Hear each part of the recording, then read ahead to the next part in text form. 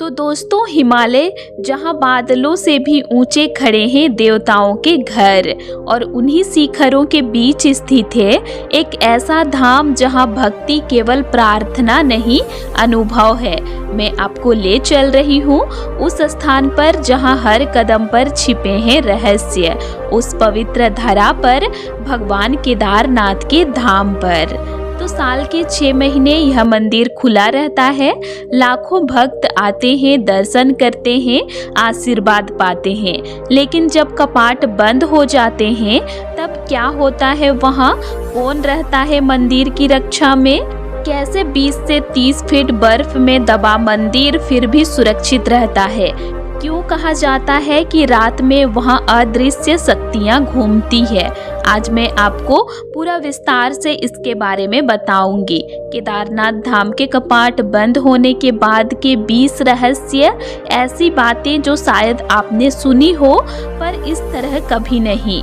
तो दोस्तों, जब कार्तिक पूर्णिमा के बाद भैया दूज का दिन आता है तब केदारनाथ के कपाट बंद करने की तैयारी शुरू होती है। पुजारी, रावल वो अन्य अधिकारी मिलकर एक गहन मंत्रोच्चार के साथ अंतिम पूजा करते हैं। श्रद्धालुओं की आंखों में उस समय भावनाओं का सागर उमड़ पड़ता है, क्योंकि 6 महीने इस धाम के दर्शन नहीं हो पाते हैं। कपाट बंद होने से पहले एक विशेष अनुष्ठान होता है। नित्य पूजा, विशिष्ट भोग चढ़ाना, भस्म लगाना, रोशनी व्यवस्था और फिर दिव्य नकारा बजना। इस दौरान वातावरण में मंत्रों की ध्वनि ऐसी होती है जैसे स्वयं कैलाश का स्पर्श हो। तो कपाट बंद नहीं, केवल स्थान परिवर्तन होता है। भगवान की पूजा बंद नहीं होती। वे ऊखीमठ के ओंकारेश्वर मंदिर में विराजमान होते हैं। वहाँ 6 महीने तक आरती, भोग, नित्य दर्शन सब होता है। मान्यता है कि जब केदारनाथ में बर्फ गिरती है तब ऊखीमठ में भगवान मुस्कुराते हैं, क्योंकि भक्तों की भक्ति हिम की तरह स्वच्छ होती है।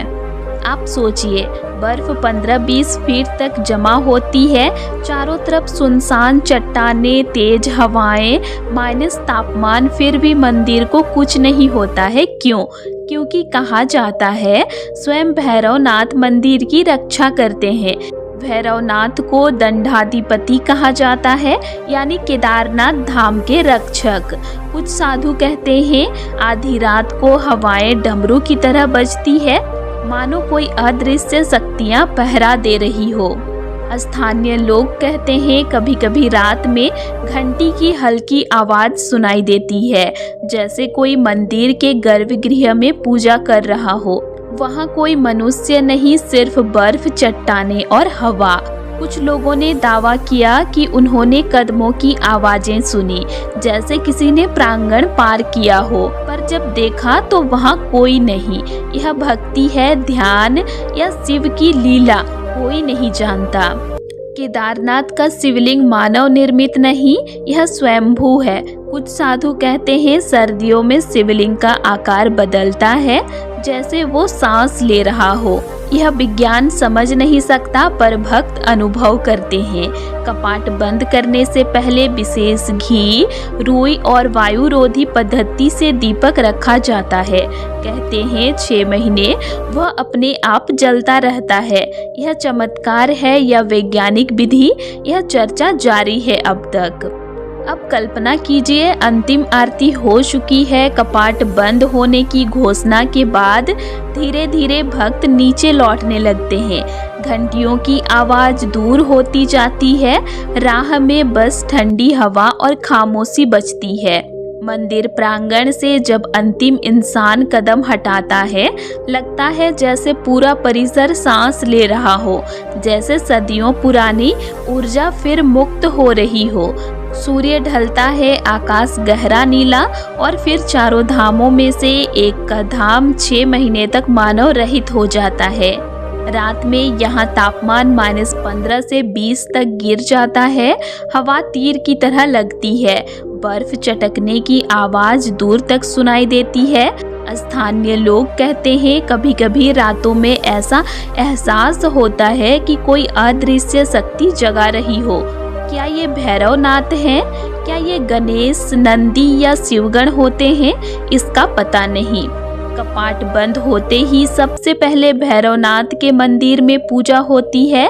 मान्यता है जब केदारनाथ विश्राम में जाते हैं तब भैरवनाथ धाम की रक्षा का भार संभालते हैं।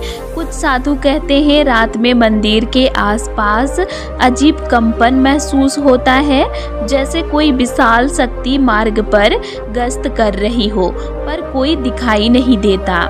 वह रात कौन भूल सकता है। बाढ़ में सब बहा दिया, पर एक बड़ा पत्थर मंदिर के पीछे आकर रुक गया, जिसने मंदिर को बचा लिया। लोग कहते हैं यह पत्थर नहीं, स्वयं शिव ने पहरा दिया था, जिसे आज दिव्य शिला कहा जाता है। सर्दियों में बर्फ धीरे धीरे मंदिर के चारों ओर जमा होकर एक प्राकृतिक दीवार बना देती है, जैसे स्वर्ग ने अपना दरवाजा बंद कर दिया हो।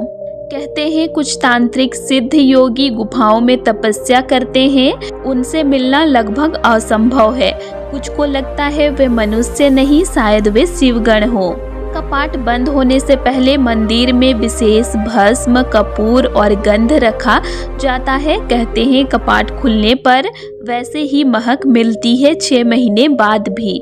सबसे पहले रावल प्रवेश करते हैं, दीपक की लौ झिलमिलाती मिलती है।